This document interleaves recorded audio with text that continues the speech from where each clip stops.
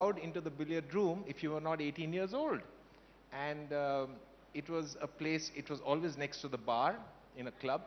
And but very interestingly, the sports ministry, they sent a circular to they sent a circular to the Billiard and Snooker Federation of India saying that to really get good quality players, we need junior championships. And if you don't have juniors playing at the grassroots level, how are you going to have a junior championship? So they actually sent a circular to the Billiard and Snooker Federation of India saying, you must promote juniors. The BSFI, the Billiard our federation, they sent out the circulars to every club across the country saying, please relax your age limit from 18 to 12. And I was 12 and a half or 13 at the time. And it's a beautiful, sight, a billiard room for a child. First of all, you are not allowed inside. And there was a small little 6x6 window. It's a dark place, but bright, bright lights, beautiful colored balls and this green base. And I would always peek into it.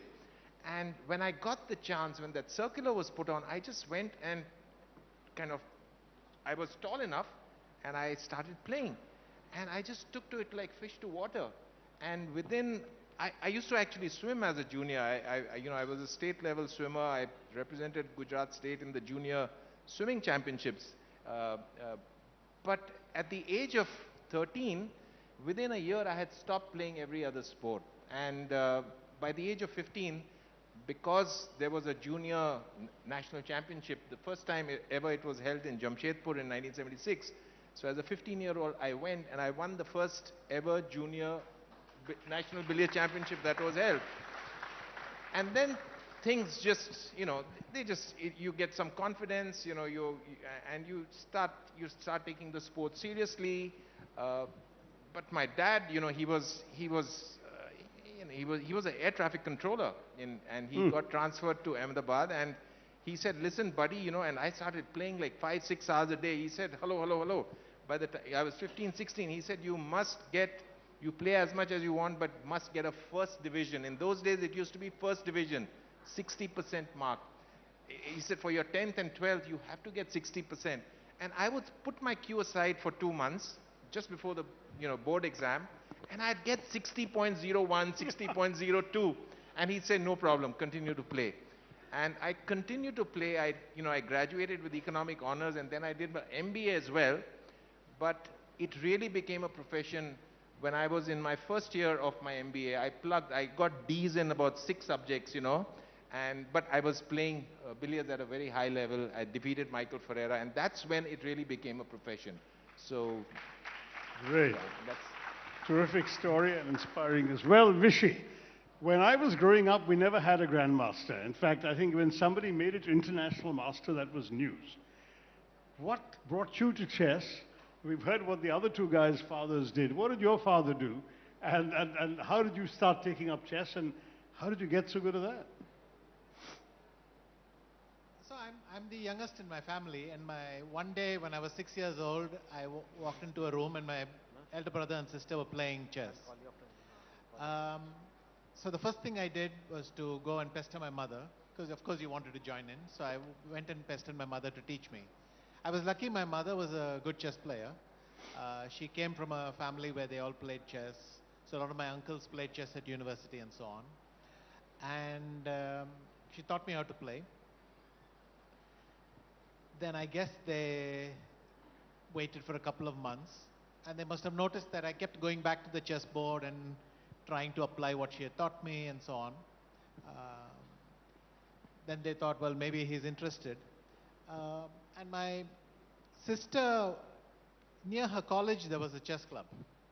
And she happened to see it one day when she was passing by. So then the idea came, well, why not take Anand there and put him in this chess club.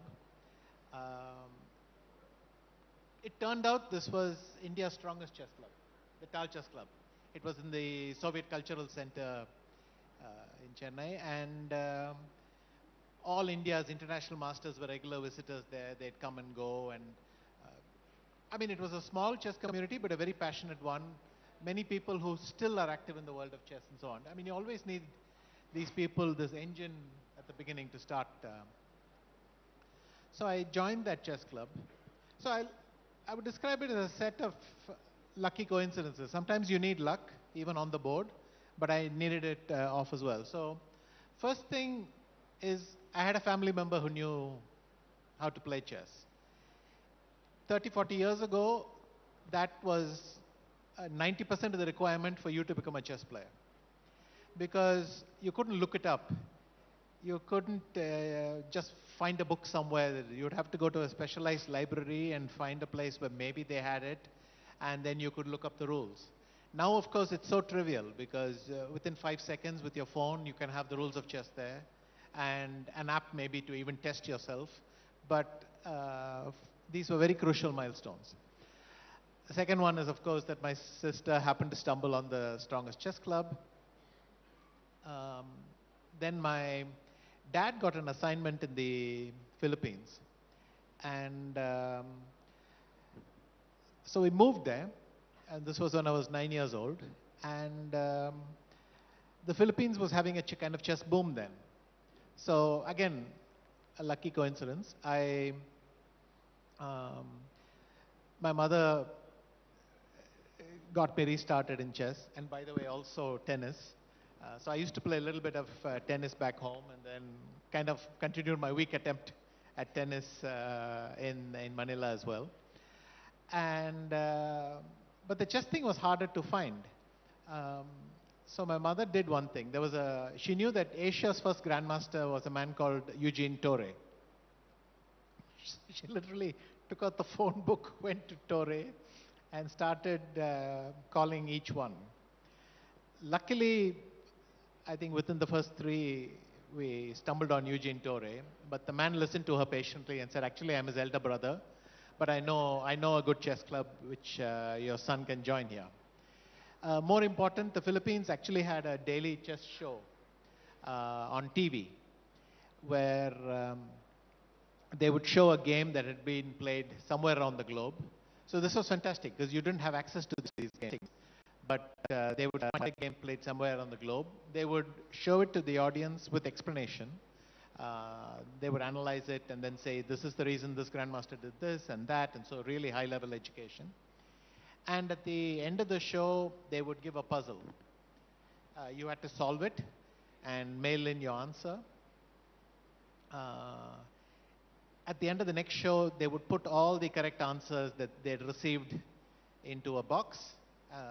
In would go the hand, they'd pull one envelope out, and that person was called to the show after that. So we entered a couple of these shows. And by the way, I was at school. So the show was always between 2 and 3 in the afternoon. I was at school. My mother would watch the program. She would write down everything they said about that game.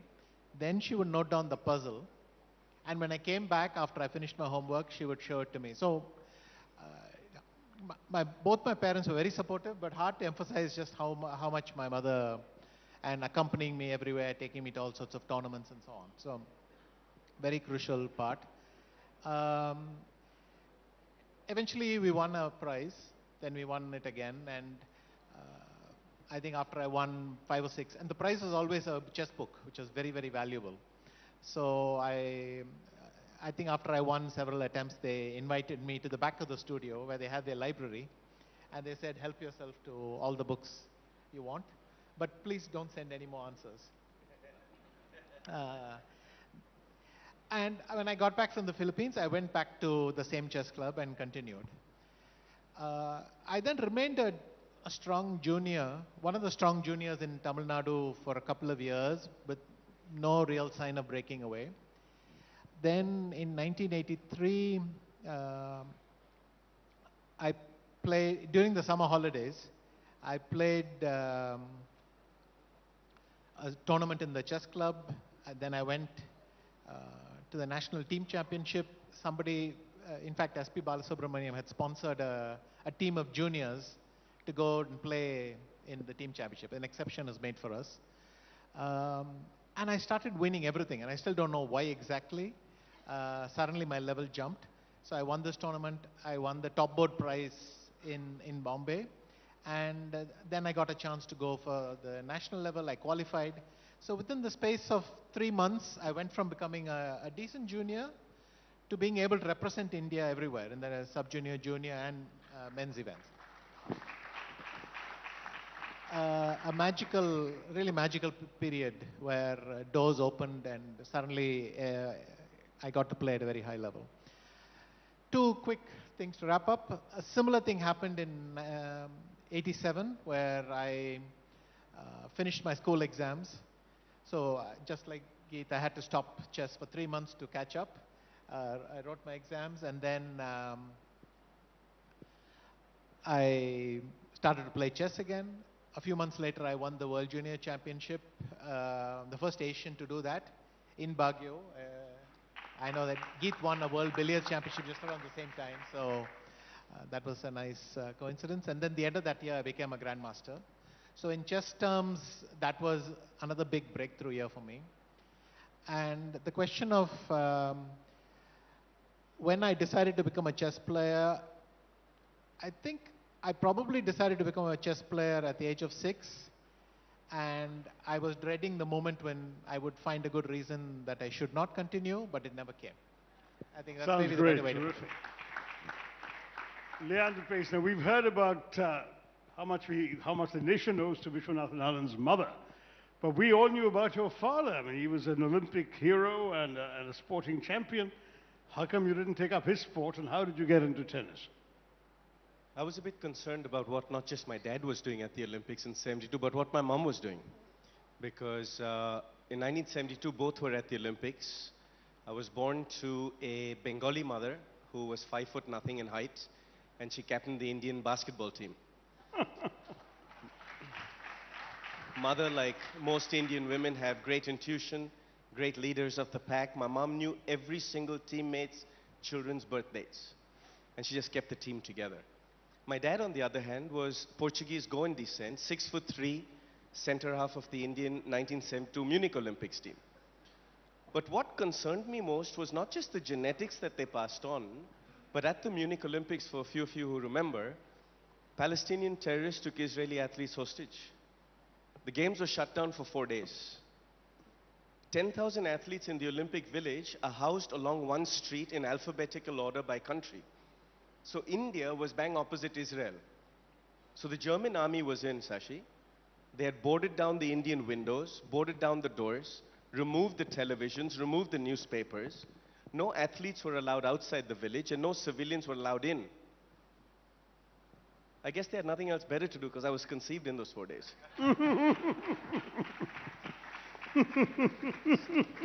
So I was born on the 17th of June, 1973, for a few of you who want to do the math. But being born to a Bengali mother and a Goan dad, I was born with these legs. Football was my passion. And in class, I would always get punished because I had a football at the end of my feet, and I would be donutting all my class teachers, my classmates, and this football was always around me, everywhere I went. And when I was 11 years old, New York brought a football team called New York Cosmos. They came to Calcutta and played at the big stadium, and Pele came along with them. And I was a ball boy for that match. And the first ball that came back, I caught it, I threw it back. The second ball that came, caught it, threw it back. At the end of the second half, I got a little bored, So when the ball came out on my side, I collected it on my chest, juggled it for about 16, 17 times, and headed it back to Mr. Pele. Well, he looked at me and he says, "After match, I see you." So I thought I was in trouble. And after the match, Mr. Pele came over along with Marco van Basten, and we did a little tiki-taka for about 15 minutes. And then they selected me for a junior European football team called PSV Eindhoven. I went over to Europe, and you can just imagine every Calcutta kid's dream where you play gully cricket, gully football barefoot, right? And then you're suddenly going off to Europe where they give you boots. You can play with proper gear and fields that have grass on them. And after about 6 weeks, the Barcelona scouts came, and I remember they took all the kids through the paces. And 2 days later, I was shipped off to Barcelona to the junior program. I lived there for 7 months, and after 7 months, they confirmed that I was going to be the playing 11 of the Barcelona under-17 football team. I was 11 years old at the time. But they had only one criteria, and that was I had to give up my Indian passport. To which I asked why, and the coach said, if we are going to pump in $1 million into your training, your coaching, your diet, your fitness, your mental training, then we can't have you play for another country. You have to play for Spain, and you have to play for Barcelona.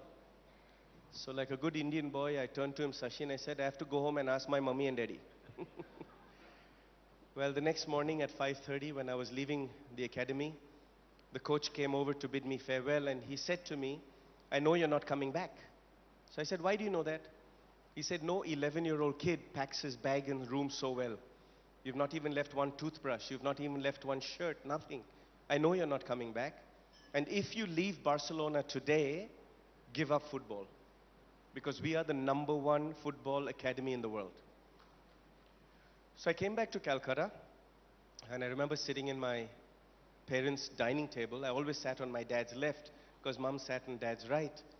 And my father was ridiculing me a bit. He was like, you've given up your dream, and you're so talented at football, and what are you going to do now, you know? And I looked over beyond my dad's right shoulder, and in the living room was my Uncle Basil's picture. And he was wearing a Fred Perry sweater with 3 tennis rackets in his hand. So like a chirpy little kid, I said, tennis, I'll play tennis. And my dad laughed at me for about 6 minutes. You know when you're 11 years old and if your father laughs at you for 6 minutes, it hurts. So I said to him, find me the best tennis academy, give me 52 weeks, and I will let you know if I can do this. So then, on the 12th of May 1986, I was shipped off to Madras, and I lived in Madras with the Britannia Amritraj Tennis Academy. There were 8 other kids there who were all the best in Asia. They were all tennis players for like 8 years, 9 years, 10 years.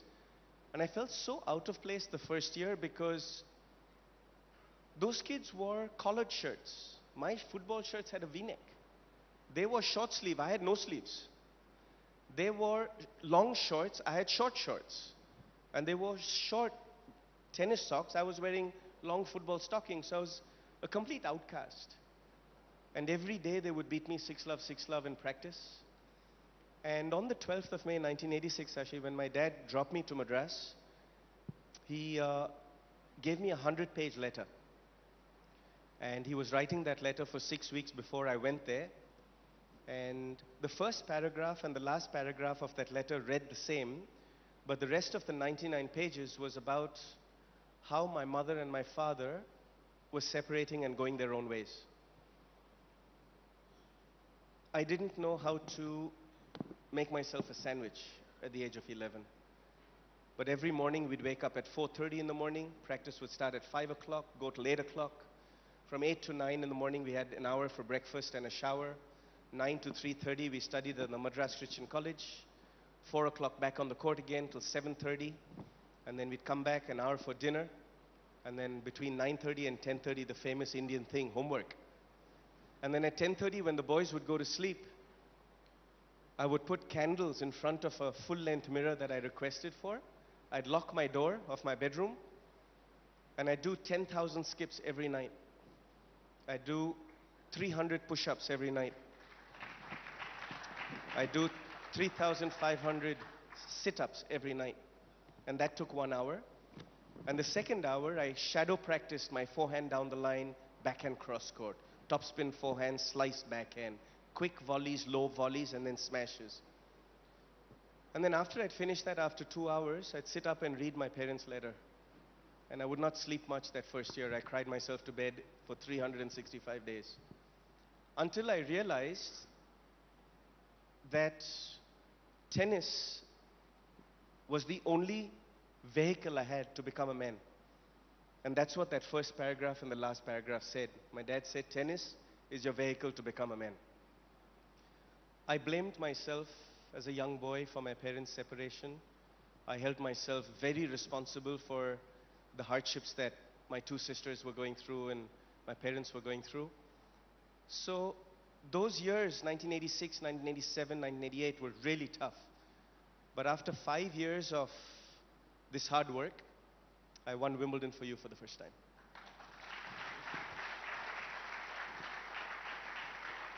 Over to you, Chief. Oh, these are incredible stories. What questions? I mean, we're supposed to talk about sports policy and Olympics now. Okay, we'll talk. Yeah, I have some questions. Let me just ask one, and all of you please give your views. Uh, Firstly, how do you feel overall India's Olympic performances?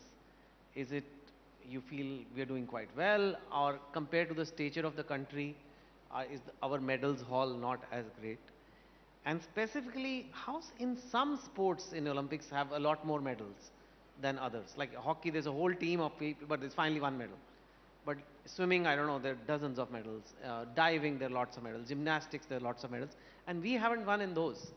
A big, like, so why is it, do you think, in your own individual views, we haven't been able to crack those sports? And what's your overall thing on how are we doing on Olympics? And some of you with Olympic Gold Quest are super associated with this cause. So we'd love your thoughts on that one by one. Let's start in the other direction now, from Leander till Prakash sir. My thought process on the question you asked about winning medals comes to geographical genetics. What is geographical genetics? The tremendous respect I have for all these amazing sons of the soil here is because each of them are self-made men. And I think if we looked at our entire country, most of our young women who have won or been on podiums or won medals or been in world championships are all self-made.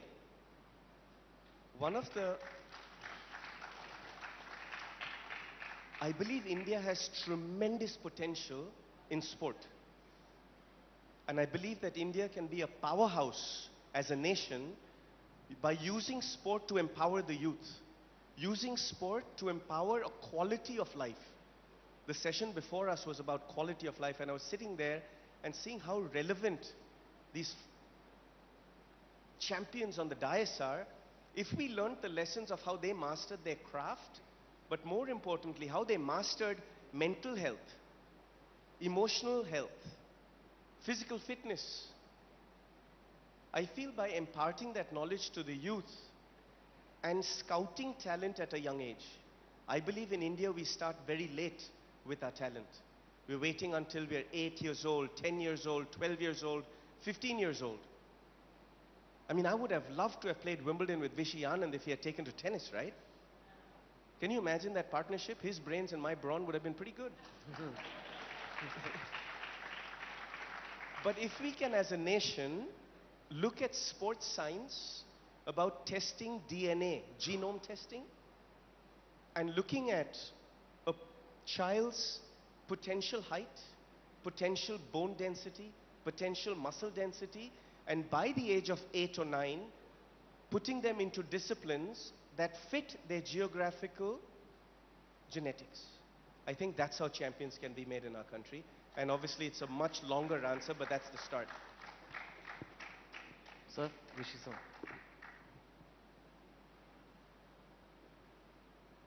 So, I think in all countries you'll find examples of sports people who just follow their passion and do what it takes. But something like this has to be part of a bigger movement. So now there are two ways to look at this.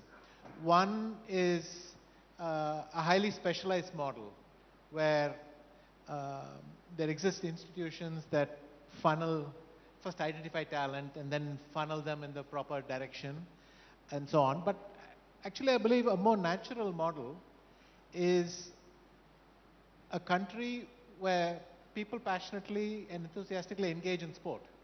99% of them are not trying to win medals. It's just playing sport and enjoying sport is seen as a healthy part of growing up.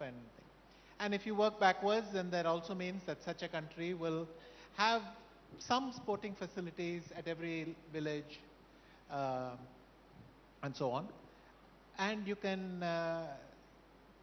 the affection for the sport, the passion for the sport will be passed down generations. It will pass down culturally. And that's enough. This eventually, if you think of a pyramid model, then at the top you will get some fantastic excellence. Now, in India it's a complicated story because frankly, a country with lots and lots of needs. The area I'm working on, or being part of, with let's say Olympic Gold Quest, is at the top, where we try to identify talent and then see how do we support them to um, do the best they can and get to how they. There the aim is to take a small group of very talented athletes and ensure that they have the best resources, that they're not handicapped in any way in terms of what's available to them, and get them all the resources they need and help them compete. But I think even this should fit into the longer goal, which is if we then win medals, you inspire more people to take part, you inspire the sport to become a part of society.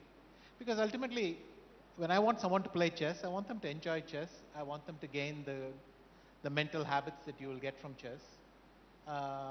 The sporting success is only accidental. And as a country, when sports become something that, a mass movement and so on, that's when it'll happen.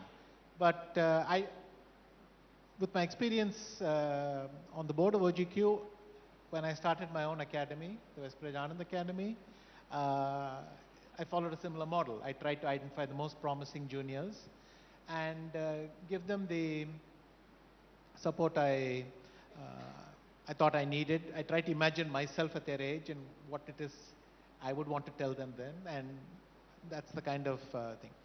And one final point, that even though we're not getting as many medals as I think is our due for a country of our size, it's clear to me that now we are competitive in many, many more sports. We are missing narrowly, and people are not satisfied in missing narrowly. And that is the most important spirit or attitude you have to build. The rest, I think, will follow. Geet?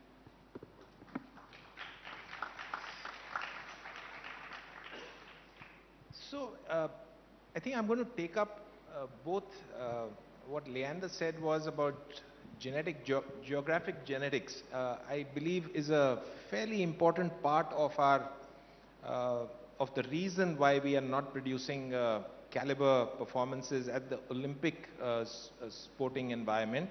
I do believe that there is at the end of the day, there is a very strong relationship between, a correlationship between money, that means how rich a country is, and their sporting performance. Now, if you analyze that, so yes, the genetic comes in, but finally there's just no money. There's no money to the resources for an athlete. Even if there's a good athlete who's very talented, there's no resources for that talent to be nurtured. Everything 100%, to give 100% to that talent is just not there. Let's say that talent needs, for the sake of argument, 50 crores. It's just 10 crores that's being put into it. And at a world stage where the differences are so minute in performances of 0.001, it takes 40, the balance 40 crores to actually build up that final performance. So socio-economics, genetics, and I have this concept called subconscious self-belief. So it will take another 10 to 20 years when the socio-economic kicks in. Genetics we can't do anything about, but the socio-economics will, the India is progressing, the GDP is going up, we will have money, we will have, OGQs, and we will have lots of other foundations pumping in the money, government will pump in the infrastructure, and we will slowly start getting performances, as we have started in the last 5 or 10 years, the last 2 or 3 Olympics. And then there will be one medal winner. There will be one Olympic medal winner, in wrestling, and suddenly there will be this concept called subconscious self-belief. He did it. I am from his village, and I go and, I wrestle in the same akhada. And that subconscious self-belief is extremely important, I believe. So we are at a beautiful stage in the evolutionary path of our sporting journey as far as our country goes. And I do believe, like I said, it'll take another 10 or 20 years. But like Anand said, we are, 20 years ago or 25 years ago, our athletes, I was there in the 2000 Sydney Olympics, and Leander and Mahesh were playing, they were the only two athletes in a contingent of 150 people. There was a wonderful showboat that was organized to take, it was a dinner being hosted for the Indian contingent on this lovely Sydney Harbour showboat. And it was only two pairs of eyes, Mahesh and Leander, who had confidence here. I looked at 140 other, and I interacted with everybody. I looked at 140 other athletes, and their eyes had only despair. And that is what is now changed. Today, of the 260 athletes who go for the Olympics, 140 have, in fact, all the 240 have hope. There is no despair in any of the eyes. And to top it off, each one of them are not happy if they win a bronze. They are not happy if they come fourth. They want to win the gold. And that itself, I think, is quite transformational. It is. So this journey will continue, but in 20 years, I am convinced that we will be a nation where we will be getting double digit, even, we'll be, and once we start getting those medals, it's going to be exponential. So then 6 is not going to become 10. 6 will become 20, and then 20 will become 60.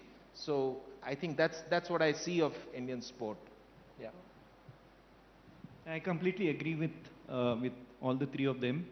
But one of the main reasons, I think, we have a lot of talent in the country. There's absolutely no doubt, especially in the last 10, 15 years, or it's always been in the tier 2 and tier 3 cities. But all these years, they've not had the opportunity to excel. They've not had a platform. So in the last 15 or 20 years, things have definitely improved. But one of the major reasons, we need to address is the administration of the sports federations. Because sports is controlled by the federations. And unless, because we have, for any sport to improve, the sports federations have to be professionalized. We need professional people running the sport. Talent is not the problem, funds is not the problem. If the federations become more professional, like in some of the countries abroad, especially in Europe and in the US, I feel we definitely have a lot more potential to win more medals. It's definitely not lack of talent. It's definitely not lack of finance now. Maybe 20 years back, yes, we didn't have the funds. But now the government is spending a lot of, people are aware, corporates are willing to support, lot more foundations have come up to support. And earlier, maybe even 10 years back, the support was only after you won the medal. People who won Olympic medals would get recognized. But now, with, again, the Khelo India program from the government or the scholarship programs which a lot of the foundations have introduced. So none of the the talented, even youngsters, 10, 12-year-olds, if they're really good, they will not go unnoticed. They will start getting support. But that is not enough to get Olympic medals like the Americans do or the Chinese do. For that, the sports federations have to get involved. They need to follow the same program. And things are improving, but like Geet said, it will take a little more time. But we certainly have the talent, and there is every reason to be positive. It may not be, we may not be growing at the pace which we like. And like the moment the sports federations become more active, they become more, they start employing professionals. And if they run like corporates, I see no reason why, we cannot, do well at the Olympics. Well, surely part of the problem is talent spotting, right? Because